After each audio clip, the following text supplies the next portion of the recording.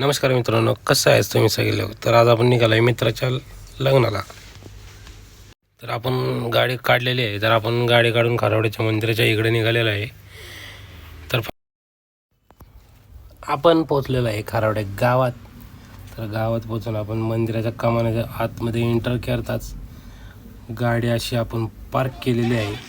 गाडी पार्क करून आपण मंदिराच्या दिशेने निघाले आहेत. तर आपण वर जाऊन बघतो काय सगळे जेवायला बसलेले आहेत.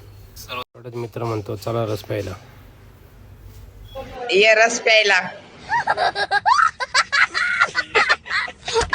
आपण वर मंदिरात एंटर करतोय. तर तुम्ही बघू शकता इथं सर्व अशी सुंदर अशी तयारी चालली आहे लग्नाची.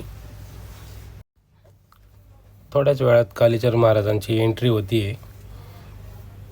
तर तुम्ही बघू शकता.